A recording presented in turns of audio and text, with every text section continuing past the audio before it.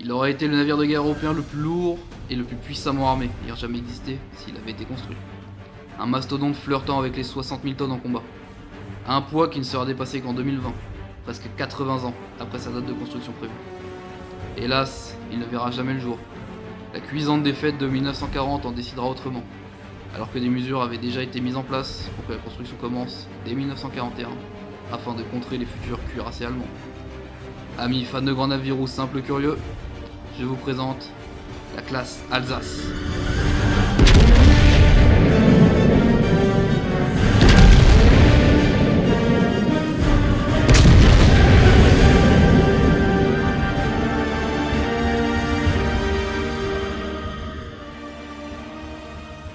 L'histoire de l'hypothétique classe Alsace remonte à 1939. Le Richelieu et le Jean Bart sont à un stade avancé de leur construction, tandis que le Clémenceau, version améliorée de ces derniers, fut mis sur cale en janvier 1939. La construction ne se passera pas comme prévu, le début de la guerre mobilisant nombre d'hommes. La priorité sera d'abord de compléter le Richelieu. Finalement, les travaux ne reprendront qu'en décembre 1939. En 1940, lors de l'invasion des Allemands, le navire ne pèse que 3600 tonnes et n'est complété qu'à 10%. Les Allemands auraient voulu essayer de le compléter, mais l'idée fut jugée peu réaliste. La coque sera coulée en 1944 par les bombardements alliés. Le Gascogne, dernier navire de la classe, sera bien différent des trois autres. Cette variante, nommée B3 Terre, sera en grande partie le fruit du travail de l'amiral Darlan, de le nom Gascogne d'ailleurs, qui est la province d'où vient Darlan, ce dernier voulant d'ailleurs réutiliser de nouveau des noms de provinces pour les cuirassés. La défense antiaérienne sera modifiée, tout comme l'armement secondaire et la superstructure. Mais la plus grosse différence sera évidemment l'armement principal, qui passe d'une tourelle à l'avant et une à l'arrière, afin d'éviter un coup malheureux qui rendrait hors d'état tout l'armement principal. Le Gascogne ne sera pas mis sur cale, le matériel nécessaire à sa construction ne sera pas entièrement acheminé non plus, et les travaux seront abandonnés lors de la guerre. Revenons maintenant sur l'Alsace.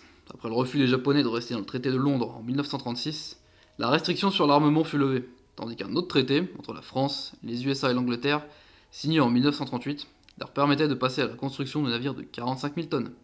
Mais à ce moment, les Français sont gênés, car ils n'ont aucun chantier qui permet de construire un navire de telle dimension, le Richelieu étant déjà très limite. Mais il ne fallut que peu de temps pour que les travaux commencent. En effet, les Français découvrirent en 1939 que les Allemands travaillaient sur la classe H-39, estimée alors à 56 000 tonnes. Même si certains la situaient plus aux abords de 40 000 tonnes, quand on connaît le poids final du Bismarck, on ne se demande pas laquelle était la plus proche de la réalité. Enfin, dans tous les cas, l'amiral Darlan demanda l'étude d'un nouveau cuirassé, basé sur le B3 Terre, le Gascogne donc, pour contrer cette menace. Le navire devait disposer d'un armement en 3 tourelles, 2 à l'avant et une à l'arrière. L'armement secondaire aura une disposition similaire, avec une tourelle de 152 mm à l'avant et 2 à l'arrière, pour garder une bordée de 9 canons, comme sur le Richelieu. Tandis que l'armement anti-aérien, sur toutes les versions du navire, aurait été composé d'affûts doubles de 100 mm, les mêmes qu'on retrouvera plus tard sur le Jean Bart. 3 versions de ce projet sortiront, avec des différences notables, notamment au niveau de l'armement principal. La première, la plus légère si je puis dire, à 40 000 tonnes, avait un armement composé de 3 tourelles triples de 380 mm. Le navire aurait fait 252 mètres de long contre 248 pour le Richelieu. L'armement secondaire aurait été composé, comme dit plus haut, de 3 tourelles triples dans l'axe et la DCA de 8 affûts de 100 mm, 4 de chaque côté, ainsi que de multiples Bofors et Oerlikons. Bon, la version que vous voyez à l'écran, le flanc de World of Warships n'est pas très exactement fidèle, car il dispose de plus d'affûts secondaires, de plus d'affûts de 100 mm sur le navire, mais hormis ça, il est assez proche de ce que la réalité aurait donné. Le blindage aurait été très similaire au Richelieu, déjà bien blindé, pour faire face à ses contemporains. Avec une ceinture de 330 mm, un pont blindé supérieur de 170 mm et inférieur de 40 mm. La propulsion aurait été poussée à 170 000 chevaux contre 155 000 pour le Richelieu, faisant en sorte que la vitesse du navire reste similaire à celle de son prédécesseur. Ce navire aurait déjà poussé les chantiers dans leurs limites en termes de dimension. La deuxième version du projet aurait été presque exactement la même que la première. La seule différence notable étant l'armement, toujours composé de tourelles triples, mais cette fois de 406 mm, afin de suivre la tendance à augmenter le calibre des cuirassés. Pour le reste, l'armement secondaire et la DCA sont les mêmes que sur la variante A, le navire étant cependant plus long de 4 mètres à 256 mètres, et pesant 42 500 tonnes. La puissance aurait été montée à 190 000 chevaux, pour toujours garder la même vitesse. La troisième version du projet, qui est la plus connue et de surcroît la plus reconnaissable, est aussi la plus lourdement armée et blindée. Il aurait été armé de 12 canons de 380 mm en tourelle quadruple, marque de fabrique des ingénieurs français. Ce nombre de canons est presque inédit pour l'époque, car seuls les Américains l'ont sérieusement considéré avec la classe Montana. Un tel armement aurait fait de l'Alsace l'un des cuirassés avec la bordée la plus lourde de tous les temps. L'armement secondaire reste le même, mais la défense antiaérienne s'en voit grandement améliorée, à 12 tourelles, portant le total à 24 affûts de 100 mm, un peu comme le Jean Bart dans sa version finale. Le blindage est aussi légèrement supérieur, 350 mm pour la ceinture, 180 mm pour le pont.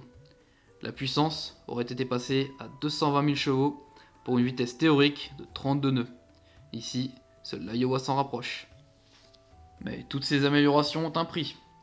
Le poids passe à 45 000 tonnes et la longueur, préparez-vous, 265 mètres. Plus que le Yamato, et seul l'Iowa aurait été plus grand. Et c'est là que ça coince, et qu'il y a débat sur quelle version fut choisie. Enfin, il y a débat sur deux versions en particulier. La variante A, de 252 mètres et 9 canons, et la variante C, la plus lourde. La plupart des sources mettent rapidement de côté la B pour une simple raison, le canon de 406 mm. Une chose à savoir, c'est qu'en général, une marine possède deux calibres pour ses cuirassés, et doit donc fournir des obus de ces calibres à leurs navires. 2 est le nombre logique, représentant dans la plupart des cas les anciens navires et les plus récents, sans être trop compliqué en termes de logistique. Par exemple, les Américains fournissent des obus de 356 mm pour le Dreadnought et 406 mm pour les Colorado, North Carolina et South Dakota, ainsi que les futurs Iowa.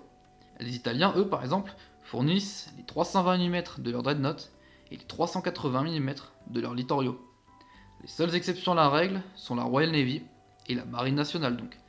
La première étant la plus grande marine du monde, elle peut se le permettre, ce qui n'est pas réellement le cas de la marine, qui doit fournir les 340 mm des classes Bretagne, meilleur cuirassé de tous les temps, c'est important de le préciser, 330 mm des classes Dunkerque et 380 mm des classes Richelieu.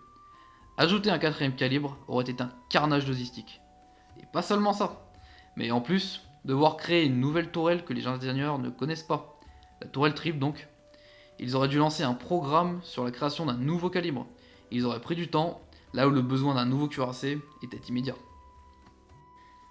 Cela nous laisse donc avec seulement deux options. Et c'est là que les sources divergent quelque peu. En effet, certains pensent que le seul choix logique est la variante A du projet, le Ford que j'ai montré plus tôt donc, qui, malgré ses dimensions déjà élevées, mais somme toute proche du Richelieu, peut être construit dans les chantiers existants sans grands travaux. On peut aussi ajouter comme argument que la tourelle triple serait moins susceptible aux problèmes de précision de la tourelle quadruple, déjà connue à l'époque. Argument qui peut être contrecarré par le fait que c'est un matériel que la Royale ne connaît pas, ou peu. Les arguments allant en faveur de la variante C sont plus nombreux, comme tous les cuirassés plus grands et plus puissants, j'ai envie de dire. Déjà, le navire constitue une réelle amélioration par rapport au Gascogne, qui est utilisé comme base. En effet, l'armement de la variante A ne diffère que très peu de ce dernier. Même armement secondaire, DCA similaire et seulement un canon principal en plus, alors que le navire lui doit être plus lourd.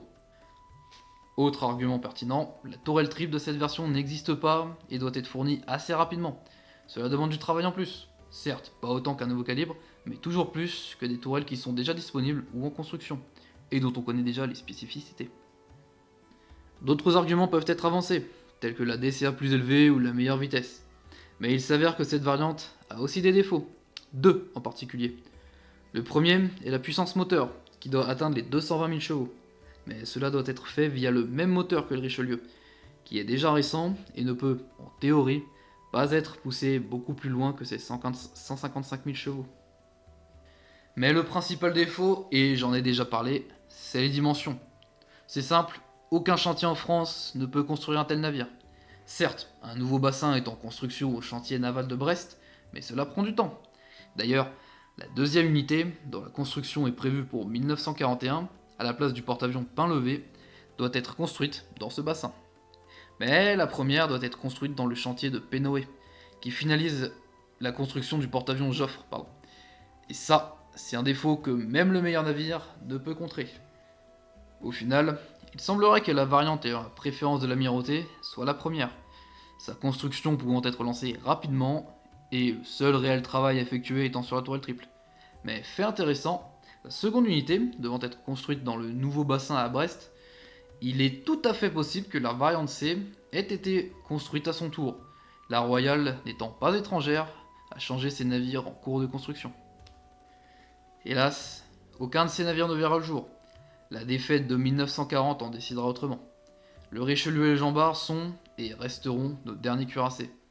Mais il reste important de noter que la classe Alsace fut réellement considérée par la Marine nationale. Leur construction était déjà prévue, prenant même la priorité sur les porte-avions, faisant d'eux l'un des projets de super cuirassés les plus proches de la réalité.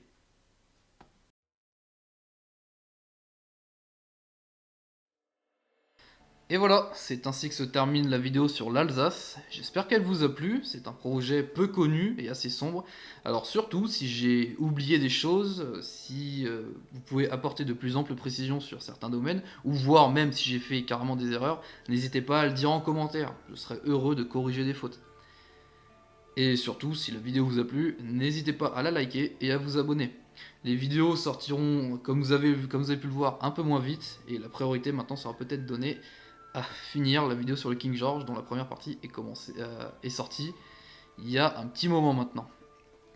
En espérant que ça vous ait plu, et je vous dis bon vent et à la prochaine.